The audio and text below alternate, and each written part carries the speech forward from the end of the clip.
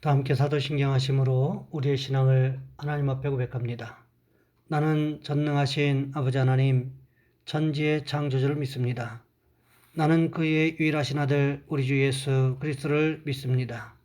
그는 성령으로 잉태되어 동정녀 마리아에게서 나시고 본디오 빌라도에게 고난을 받아 십자가에 못 박혀 죽으시고 장사된 지 사흘 만에 죽은 자 가운데서 다시 살아나셨으며 하늘에 오르시어 전능하신 아버지 하나님 우편에 앉아 계시다가 거기로부터 살아있는 자와 죽은 자를 심판하러 오십니다.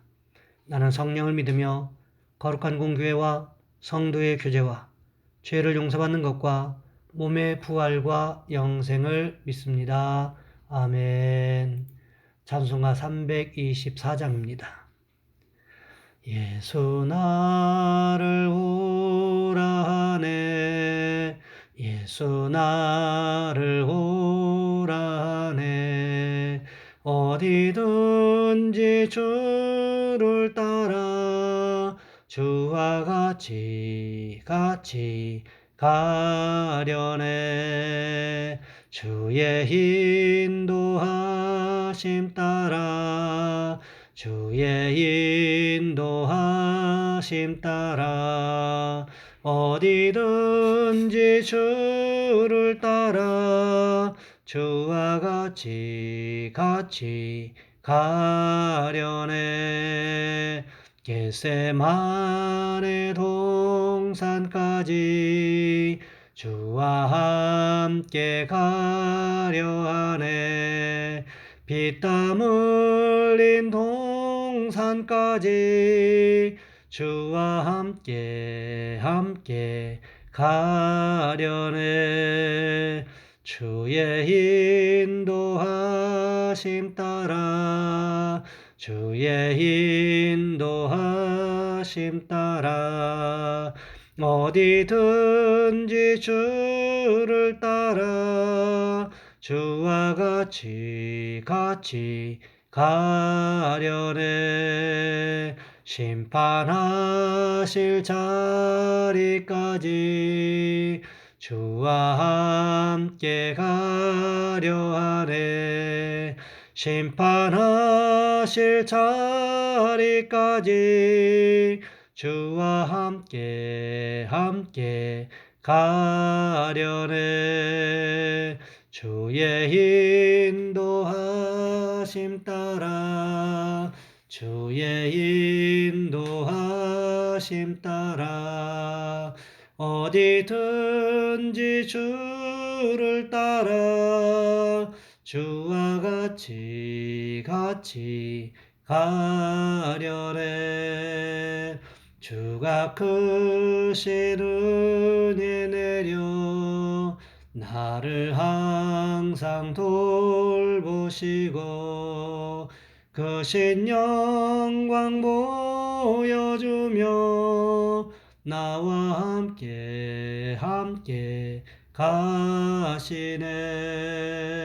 주의 인도하심 따라 주의 인도하심 따라 어디든지 주를 따라 주와 같이 가려네. 아멘. 오늘 말씀 요한복음 17장에서 보겠습니다. 요한복음 17장 1절로 12절까지 말씀입니다. 제가 봉독해 드립니다. 예수께서 이 말씀을 하시고 눈을 들어 하늘을 우러러 이르시되 아버지여 때가 이르렀사오니 아들을 영화롭게 하사 아들로 아버지를 영화롭게 하게 하옵소서. 아버지께서 아들에게 주신 모든 사람에게 영생을 주게 하시려고 만민을 다스리는 권세를 아들에게 주셨음이로소이다. 영생은 곧 유일하신 참 하나님과 그가 보내신 자 예수 그리스도를 아는 것이니이다. 아버지께서 내게 하라고 주신 일을 내가 이루어 아버지를 이 세상에서 영화롭게 하였사오니 아버지여 창세전에 내가 아버지와 함께 가졌던 영화로서 지금도 아버지와 함께 나를 영화롭게 하옵소서. 세상 중에서 내게 주신 사람들에게 내가 아버지의 이름을 나타내었나이다. 그들은 아버지의 것이었는데 내게 주셨으며 그들은 아버지의 말씀을 지켰나이다. 지금 그들은 아버지께서 내게 주신 것이 다 아버지로부터 온 것인 줄 알았나이다. 나는 아버지께서 내게 주신 말씀들을 그들에게 주었사오며 그들은 이것을 받고 내가 아버지께로부터 나온 줄을 참으로 아오며 아버지께서 나를 보내신 줄도 믿었사옵나이다. 내가 그들을 위하여 비옵나니 내가 비옵는 것은 세상을 위함이 아니요 내게 주신 자들을 위함이니이다. 그들은 아버지의 것이로소이다. 내 것은 다 아버지의 것이요 아버지의 것은 내 것이온데 내가 그들로 말미암아 영광을 받았나이다. 나는 세상에 더 있지 아니하오나 그들은 세상에 있사옵고 나는 아버지께로 가옵나니 거룩하신 아버지여 내게 주신 아버지의 이름으로 그들을 보존하사 우리와 같이 그들도 하나가 되게 하옵소서. 내가 그들과 함께 있을 때에 내게 주신 아버지의 이름으로 그들을 보존하고 지켰나이다. 그 중에 하나도 멸망하지 않고 다만 멸망의 자식뿐이오니 이는 성경을 응하게 하려 함이니이다. 아멘. 오늘 본문의 말씀을 가지고 예수님의 기도라는 제목으로 함께 말씀을 살펴보겠습니다. 기도의 사람, 기도의 대통령 드와이트 아이젠하워 대통령의 이야기를 소개합니다. 텍사스주의 데니슨이라고 하는 마을에서 태어났고 가난하고 어려운 시절을 보냈지만 독실한 크리스천인 부모님 밑에서 자라났습니다. 부모님의 성이 아이젠하워인데 이름을 드와이트라고 지어주었습니다. 드와이트라는 이름은 당시 그들이 모두가 알고 있었던 유명한 부흥사 드와이트 무디 부흥사의 이름을 따서 그 아들에게 지어준 것입니다. 너는 장차 드와이트 무디 부흥사처럼 하나님의 큰 일꾼이 되라. 그래서 이름을 지어주신 것입니다. 고등학교 시절 길에서 넘어져 다리를 다쳤는데 퉁퉁 부어오르더니 새까맣게 색깔이 변하고 다리가 썩어가기 시작합니다. 얼마나 통증이 심한지 잠을 못 잘 정도가 되었습니다. 알고 보니 박테리아에 감염되고 폐혈증이 되었습니다. 의사가 와서 다리를 자르지 않으면 위험하다고 말합니다. 그런데 그는 다리 자르는 것을 거부했습니다. 나는 하나님께서 반드시 치료해 주실 것을 믿어. 그래서 수술하지 않고 낫게 달라고 기도하고 있어. 기도하는데 오히려 상태가 점점 더 나빠졌어요. 환부는 더 검게 부어오르고 열은 더 높아져서 혼수 상태에 이를 정도까지 되었습니다. 의사가 몇 번이나 더 찾아와 빨리 다리를 자르자고 말합니다. 흐릿한 의식 속에서도 다리는 물론 목숨도 보존해 주실 것을 믿습니다. 온 가족이 함께 모여서 기도하고 또 기도했습니다. 그날 밤 기적이 일어납니다. 다리에 검은 빛이 옅어지면서 붓기가 쑥 빠지고 열이 내리기 시작한 것입니다. 다음날 일어나 앉을 정도로 회복이 되고 건강한 모습으로 회복되었고 이후 웨스트포인트 사관학교에 들어가 군인이 됩니다. 만약 다리를 잘랐으면 사관학교에 못 들어갔겠죠. 제2차 세계대전이 일어나고 탁월한 능력을 인정받아 연합군 최고 사령관이 됩니다. 제2차 세계대전의 판도를 완전히 뒤바꿔 놓은 노르망디 상륙작전을 아이젠하워 장군이 진두지휘합니다. 6,500여 척의 선박, 12,000여 대의 공군기, 첫날에만 17만 명의 병력이 동원되는 인류사상 최대의 상륙작전이라고 불리워집니다. 상륙작전 전날, 그는 항구가 보이는 언덕에 올라 모자를 벗고 무릎 꿇고 하나님 앞에 기도드립니다. 옆에서 지켜보던 지휘관들도 함께 무릎을 꿇고 기도드렸습니다. 기도를 마치고 나서 이렇게 말했습니다. 이제 운명의 시간이 다가왔습니다. 우리의 모든 지식과 훈련받은 것을 동원할 시간이 다가온 것입니다. 그리고 이 모든 것은 하나님의 손에 있습니다. 하나님께 모든 것을 맡겼으니 이제 우리는 행동을 개시해야 합니다. 작전 개시 전날까지 폭우로 인해서 도저히 상륙작전을 감행할 수 없는 어려운 상황에 처해 있었습니다. 파도가 치고 물결 풍랑이 크게 일어서 배가 상륙하고 진격하기에는 많은 문제와 어려움이 뒤따르는 상황이었습니다. 그런데 1944년 6월 6일 상륙작전을 개시하는 그날 하나님이 악천후를 싹 걷어내 주시고 좋은 일기를 주셔서 유럽 전체를 회복하기 시작합니다.